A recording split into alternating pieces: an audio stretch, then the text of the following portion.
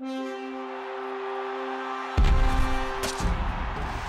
I'm Hub Arkush for Pro Football Weekly, here with an early special 2013 NFL College Draft Report. I wouldn't touch that without our senior editor and draft expert, Nolan Nawrocki. Nolan, of course, the author of our Pro Football Weekly Draft Guide magazine and Pro Football Weekly Draft Preview book. Look for them in late winter and early spring. And Nolan, we start with the Honey Badger, Tyrann Mathieu. We all know the story. It went south in LSU. He was a Heisman candidate in 2011.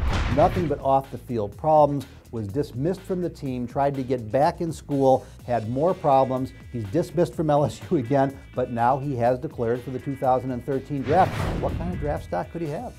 Well, if you graded the tape strictly off what he did last season, I think there were teams that would be looking at him in the late first, early to second round. He has that kind of talent. He's a playmaker. He's an outstanding nickel cover man. And if you look at the way NFL teams are playing now, they're in their nickel packages 60% of the time. So a nickel back is considered a starter. It's not like it was 10 years ago when your nickel back was on the field 40% of the time. So I think there was legitimate early value for a player like Mathieu.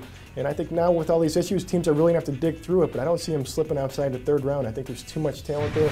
I think he's going to find a way to come in and contribute readily, much like Janoris Jenkins did with the St. Louis Rams this past season. You know, the only question I would ask about Mathieu is I understand the talent. I've seen the tape, but he's tiny, even by NFL standards at nickelback. He's not too small. It won't scare him away?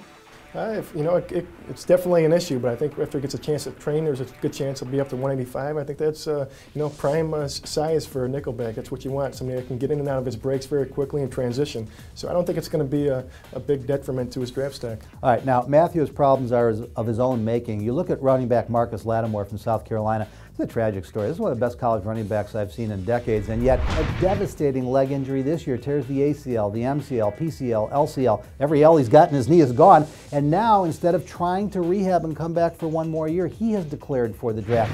He's a great, great football player, but you got to wonder what all that injury news is going to do to his draft status.